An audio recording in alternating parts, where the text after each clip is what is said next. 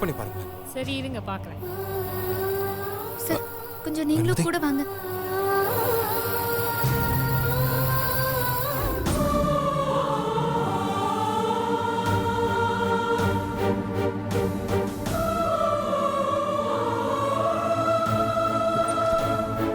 கீர்த்தி,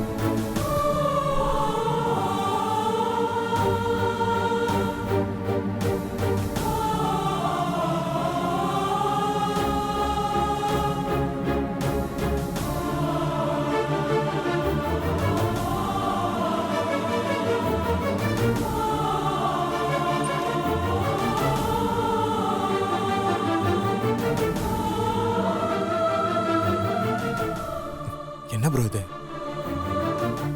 என்னன்னு சொல்றது ப்ரோ, எல்லாமே அந்த அஜயால வந்தது. சரி, டாக்டர் என்னதான் சொல்றாரு ப்ரோ? இன்னும் 2 ஆப்ரேஷன் பண்ண வேண்டியிருக்கான். அதுவும் அவ பாடி ரெஸ்பான்ஸ் பண்ணதை பார்த்துட்டு தான் அடுத்த ஆப்ரேஷன் எப்பன்றதை சொல்றேன்னு இருக்காரு. இப்போதான் ஒரு ஆப்ரேஷன் முடிஞ்சு ஐசியூல கொண்டு வந்து வச்சிருக்காங்க. இவ்வளோ நேரமா ஸ்பெஷல் வார்டில் வச்சு அப்சர்வ் பண்ணிட்டு இருந்திருக்காங்க.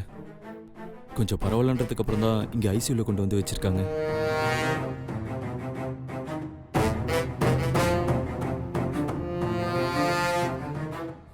கல்யாணத்துக்கு எல்லாம் ஏற்பாடு பண்ணிட்டு இருந்தாரு. இந்த நேரத்தில் போய் இப்படி ஆயிடுச்சு. அவனுக்கு கல்யாண ராசியே இல்லப்பா. கல்யாணத்துக்காக எப்ப எது பண்ணாலும் இப்படி இந்த மாதிரி ஏதாவது ஒரு பிரச்சனை வந்துருது.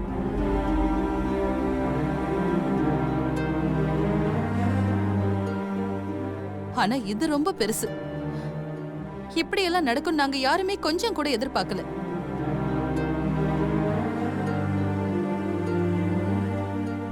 உங்க கல்யாண வேலைலாம் எப்படி போயிட்டு இருக்கு பிரதர்? எல்லா வேலையும் முடிஞ்சிருச்சு ப்ரோ. நாளைக்கு ரிசப்ஷன், அதுக்கு அடுத்த நாள் கல்யாணம். அவ்வளோதான் பாக்கி.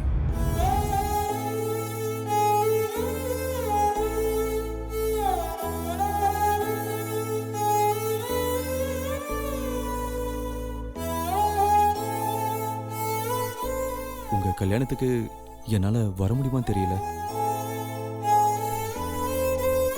இப்படிப்பட்ட சுச்சுவேஷன்ல நான் எப்படி உங்க கூட? இல்லை பரவாயில்ல, நீங்க பாருங்க ப்ரோ, வர முடிஞ்சா வாங்க. கீர்த்தி என்னோட சின்ன வயசு ஃப்ரெண்டு. எனக்கும் கஷ்டமா தான் இருக்கு. ஆனா என்ன பண்றது, தேதி குறிச்சாச்சு, பத்திரிக்கையெல்லாம் வச்சாச்சு. இனிமே தள்ளி வைக்க முடியாதுல்ல. அது எப்படி முடியும் பிரதர்? நீங்க கல்யாணத்தை முடிங்க, இதை அப்புறம் பார்த்துக்கலாம். கல்யாணத்தை வச்சுக்கிட்டு நீங்க இப்படி எல்லாம் வெளியில வரக்கூடாதேப்பா. அதை தான் அம்மாவும் சொல்லிட்டு இருக்காங்க. நலங்க வச்சுட்டு வெண்மதி எங்க போனான்னு தெரியலன்னு.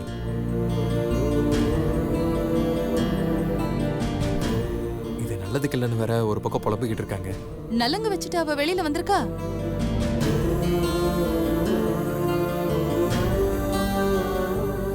கீர்த்தி ஃபோன் பண்ணி அவசரமா பார்க்கணும்னு சொன்னதுனால தான் நான் வந்தேன்.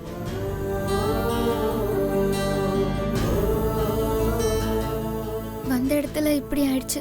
நீ எல்லாத்தையும் மீறி வந்ததுனாலதான் கீர்த்தி உன்னால காப்பாத்த முடிஞ்சது.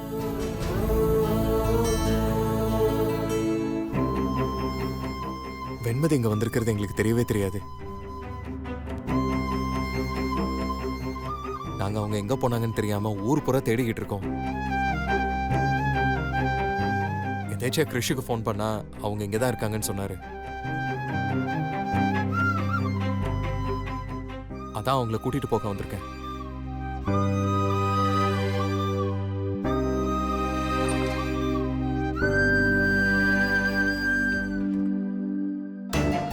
நீங்க எல்லாரும் வீட்டுக்கு போலாம். அவங்கள அட்டென்ட் பண்றவங்க ஒருத்தங்க இங்க இருந்தா போதும்.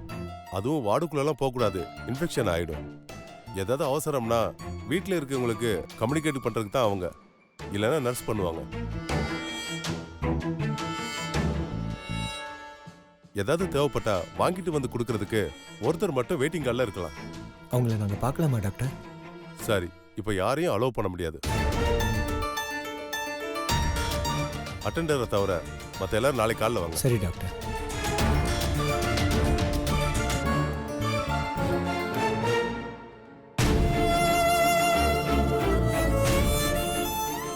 சரி, நீங்கள் எல்லாருமே கிளம்புங்க, நான் இங்கேருந்து பார்த்துக்கிறேன். நீங்க கிளம்புங்க, நான் பாத்துக்கிறேன். சொன்னா கேளு வெண்மதி, நாளைக்கு உங்களுக்கு ரிசப்ஷன் இருக்கு, நீங்கள் கிளம்புங்க. ஆமா வெண்மதி, நாளைக்கு ரிசப்ஷன் வேற இருக்கு. நம்ம கிளம்பலாமா? இல்ல சார், கீர்த்தியை எப்படி விட்டுட்டு நான் எப்படி வர்றது?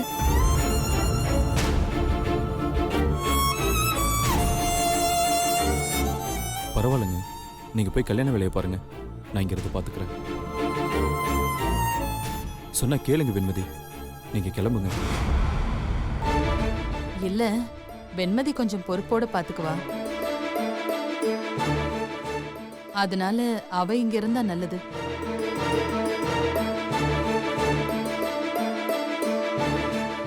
ஏன் தம்பி, அம்மா கேட்டா என்ன பதில் சொல்றதுன்னு தானே யோசிக்கிறீங்க? அம்மா கிட்ட நான் பேசட்டுமா? அம்மா ப்ளீஸ். ஐயோ, அதெல்லாம் ஒன்றும் வேணாம்மா. வெண்மதி கொஞ்சம் தைரியமான பொண்ணு. அவள மாதிரி ஒரு பொண்ணு பக்கத்துல இருந்தா கீர்த்திக்கு நல்லது.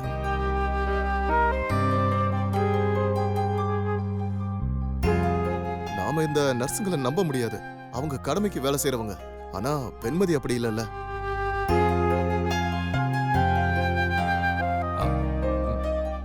சரி வெண்மதி, நீங்க இங்கிருந்து பாத்துக்கோங்க, நான் காலையில வரேன்.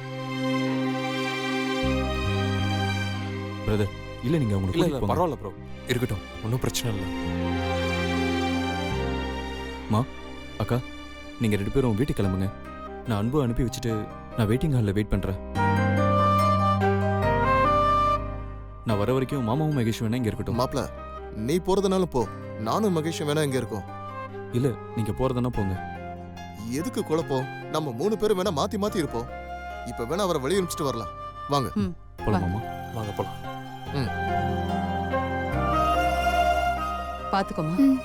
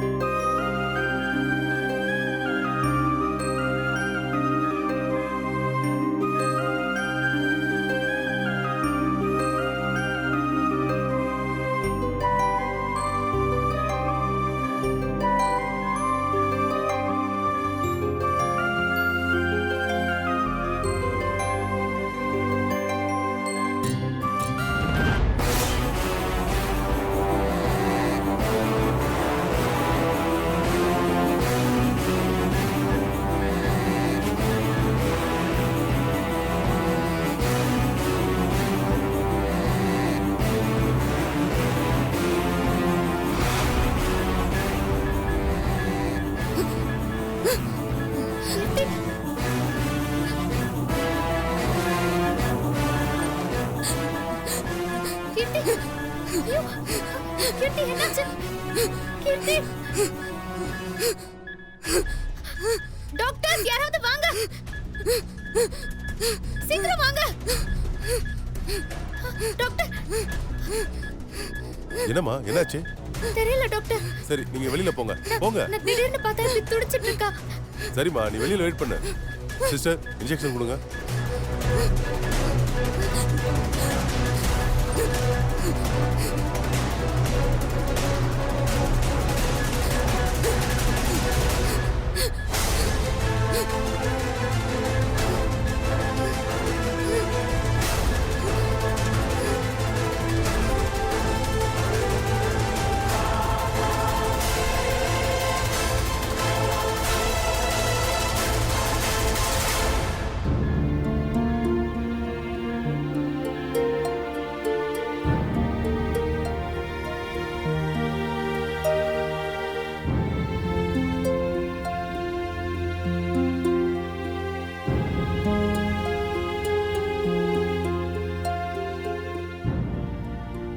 என்ன வெண்மதி, கீர்த்திக்கு என்னாச்சு?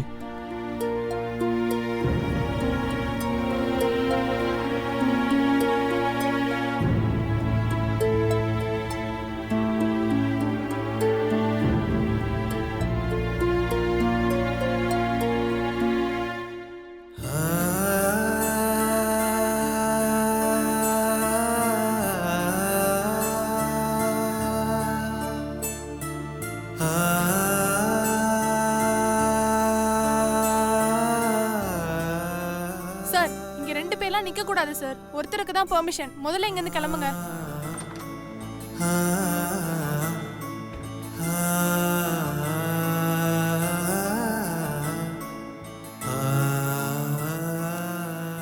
எனக்கு ரொம்ப பயமா இருக்கு ராம். கீர்த்திக்கு இப்படி ஒரு நிலைமை வரும்னு நான் கொஞ்சம் கூட எதிர்பார்க்கல. பயப்படாத வெண்மதி, எல்லாம் நல்லபடியா முடியும். நீ பக்கத்துல இருக்கிற வரைக்கும் அவளுக்கு ஒன்றும் ஆகாது. அவ உனக்கு எவ்வளவோ கெடுதல் பண்ணியிருந்தாலும் இப்போ கூட நீ அவளை காப்பாற்ற தான் போராடிட்டு இருக்க. நீ நல்லதான் பண்ணிட்டு இருக்க வெண்மதி. அவ நல்லாயிட்டாவே அதுவே எனக்கு போதும்.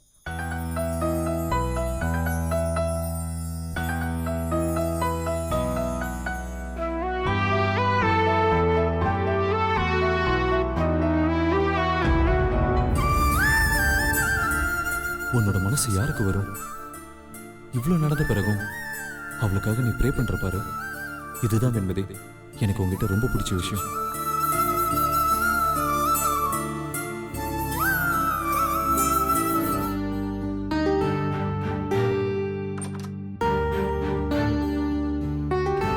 என்னாச்சு டாக்டர்? நல்ல வேலை பண்ணமா. இன்னும் கொஞ்ச நேரம் ஆயிருந்தா அவங்க உயிரை காப்பாத்திருக்க முடியாது. டாக்டர் என்னாச்சு? அவங்களுக்கு ஃபிக்ஸ் வந்துருச்சு. இப்போ ஓகே.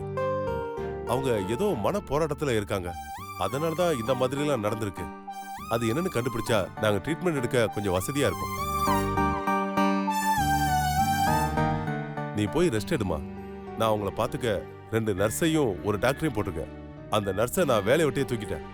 பாவம், ஏதோ தப்பு பண்ணிட்டாங்க. இந்த மாதிரி ஆளுங்களை மன்னிக்கவே கூடாதுமா. இது உயிர் காக்குற தொழில். எங்களை நம்பி தானே எல்லாரும் வராங்க. அவங்க நம்பிக்கையை நாங்க காப்பாத்தணும். அப்படி இல்லைன்னா இந்த வேலைக்கே லாய்க்கலன்னு அர்த்தம். உங்களுக்கு இருக்கிற பொறுப்பு கூட அவங்களுக்கு இல்லைன்னா நான் என்ன சொல்றது?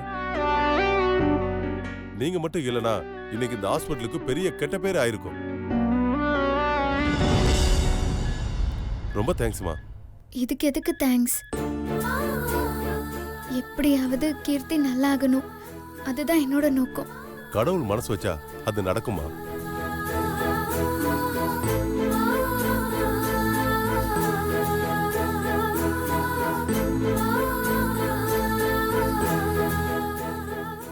நான் உங்ககிட்ட கொஞ்சம் பேசணும், அதை நீங்க மறக்க கூடாது.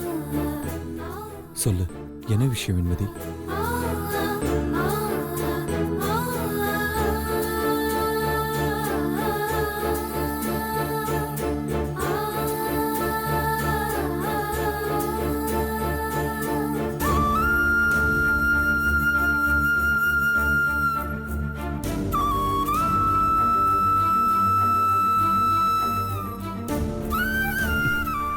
சரி வெண்மதி, வரேன்.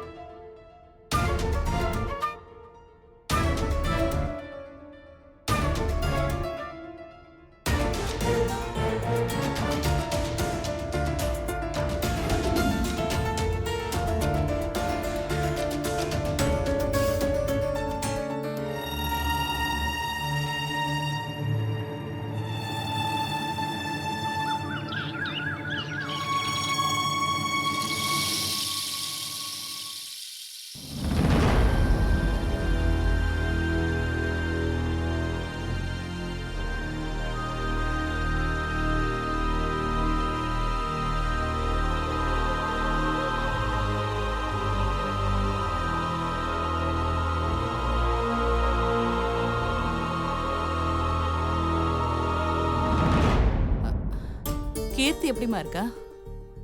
கொஞ்சம் பரவாயில்ல. நேத்து ராத்திரி கீர்த்திக்கு வலிப்பு வந்துருச்சாமே. அவளுக்கு அப்படி ஆனப்போ நர்ஸ் வேற பக்கத்துல இல்லையாமே. நீதான் அதை பார்த்து சொன்னியா? ஆமாம்மா, நல்ல வேளை நான் பார்த்தேன், இல்லைன்னா என்ன ஆயிருக்கும்? அவங்கள நம்பி நம்ம விட்டுட்டு போனா அவங்க எப்படி பக்கத்துல இல்லாம போலாம்? என்ன வெண்மதி, நீ எங்க நிக்கிற? இன்னைக்கு இவ கல்யாண ரிசப்ஷன் ஆச்சே, அதான் கிளம்பிருப்பா. என்ன வெண்மதி, யாராவது வராங்களா? ஆமாம்மா.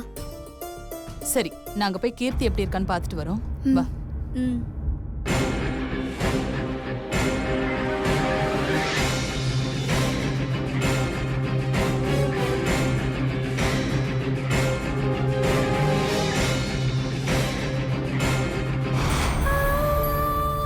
கீர்த்தி எப்படிப்பா இருக்கா?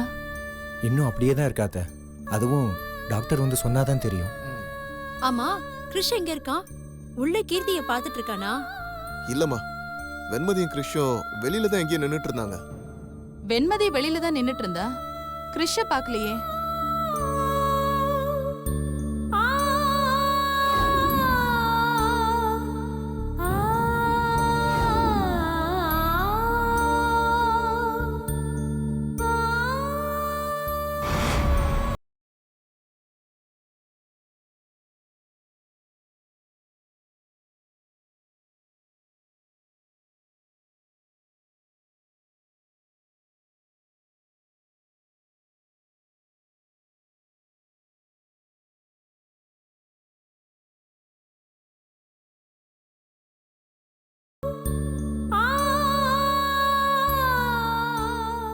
வாங்க போலாம்.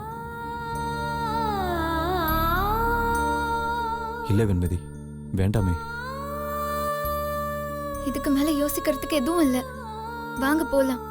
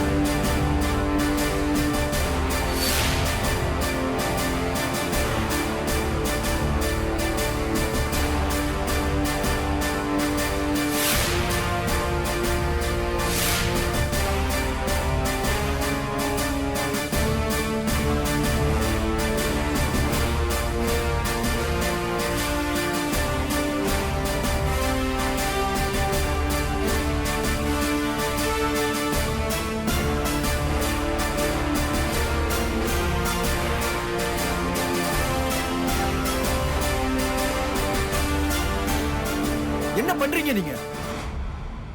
டேய், என்னடா அதெல்லாம்? அங்க ஒருத்தி சாக கிடக்குறா. உங்களுக்கு கல்யாணம் கேக்குதா?